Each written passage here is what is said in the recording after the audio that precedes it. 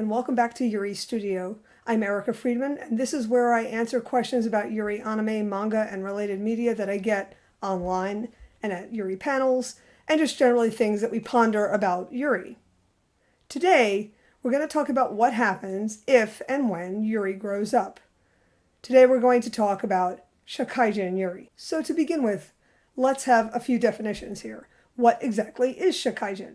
Well, Shakai is Japanese for society, the larger, broader concept of society with a capital S, and Jin is person. Therefore, Shakaijin is a person who is a member of society.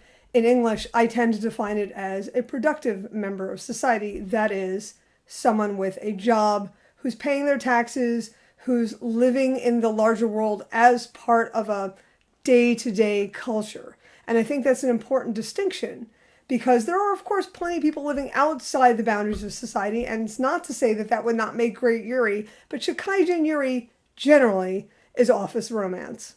The second definition I want to talk about is what I mean when I say the word adult. Usually, in the context of entertainment, when we use the word adult, there's scare quotes around it, and it means 18 plus content. And in this particular case, I don't actually mean that, although some of the things that I'm going to talk about are in fact adult in that sense and are 18 plus or do have 18 plus content, and I will make that distinction.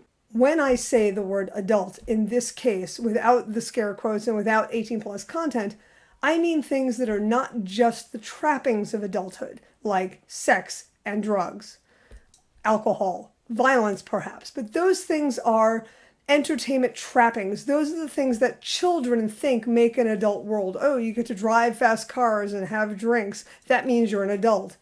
But I mean adult in the sense of being aware of self, having matured into the world, and recognizing both the world and one's place in that world. For instance, knowing that you're a wage slave is sort of an adult identity crisis. That's what I mean when I say adult. What happens when you're questioning who you are in society? That to me is what makes Shakaijin interesting. Shakaijin Yuri was introduced here in the West through Yen Press, who picked up titles like Uni's I Love You So Much I Hate You, and did anthologies like Whenever Our Eyes Meet and the Eclair series, all of which are really good, excellent introductions to the concept of love in the office, love as an adult person, love in society. I want to take a moment to discuss anthologies quickly with you because anthologies do not always have complete stories. When you read a Japanese manga anthology, the idea is that you're being introduced to the art and writing of different creators or creative teams. Not that you're getting a whole complete story, but that you're getting a scene or a setup or a conclusion of a story so that you can decide if you like that creator. Do keep that in mind so that you're not reading the anthology going, why don't we find out what happens? That's not how anthologies work. In all of Yen Press's titles, what you're going to see is at least some stories of women who work in the office and the romances, the pressures, the conflicts they have with the people around them. That is a lot of what you see in Shakaijin Yuri. But when we get to stories that are more complete, when they're fuller, have more volumes, we can see a lot more of adult life, and that is exactly why I want to talk to you today. I wanted to introduce you to 3 titles that I think are the best of both Shakaijin Yuri and adult Yuri.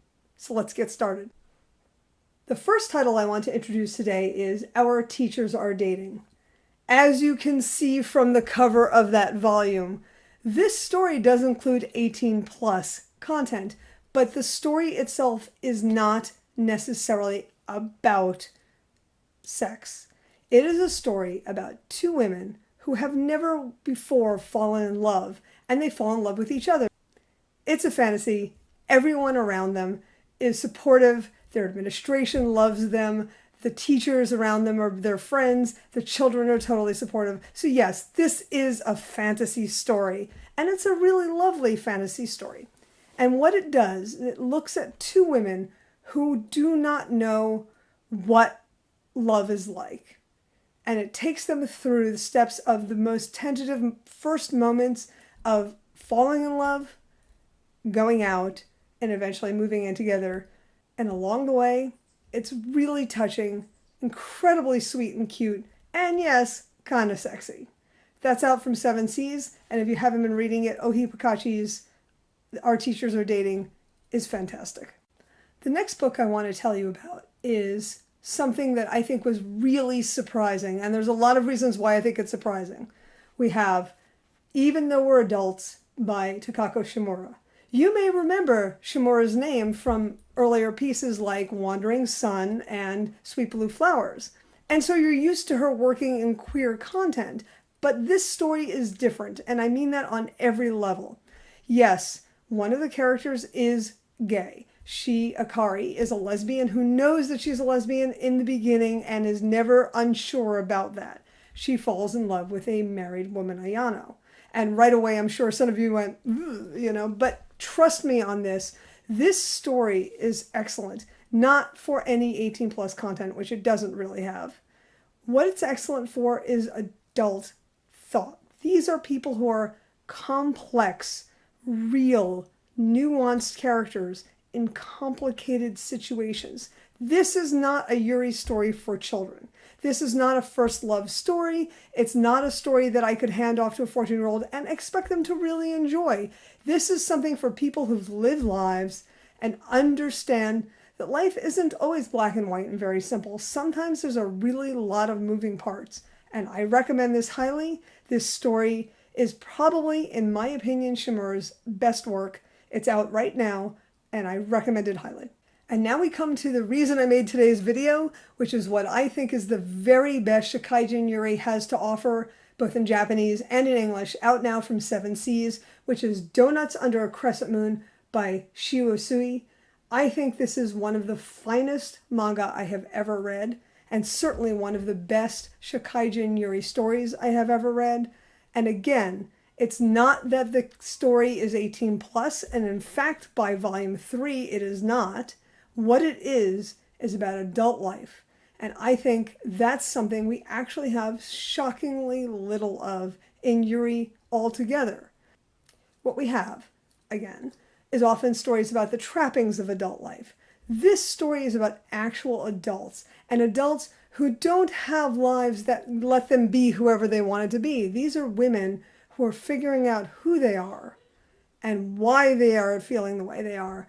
And I think it is a magnificent story that you should all be reading right now. It is just one of the most nuanced, one of the most complicated, and one of the most lovely stories I think I've read in years. So yes, Shikaijin Yuri is office romance. Yes, Shikaijin Yuri is about two women who fall in love with a colleague or a boss or a junior. Yes, Shikaijin Yuri can be a simple story of meeting somebody at a coffee shop. Yes, Shikaijin Yuri can be falling in love with the person who makes the deliveries every day. But also, Shikaijin Yuri, when it's really well done, can be an incredibly thoughtful, complicated, and lovely story about adult life and adult women in love. And that is what I want to introduce you to today. Shikaijin Yuri, Yuri for grown-ups. Thanks very much for joining me today on Yuri Studio. If you have any questions, do let me know. I hope you will consider giving this video a like. Our AI overlords demand your engagement. I also hope that you'll subscribe if you have not to my channel. And if you are interested in keeping these videos coming, please consider becoming an Okazu patron. We have a Patreon, and we're really excited to do stuff with the help and engagement and feedback of our patrons. Thank you to all of the Okazu patrons for making today's video possible, and I'll see you next time on Yuri Studio.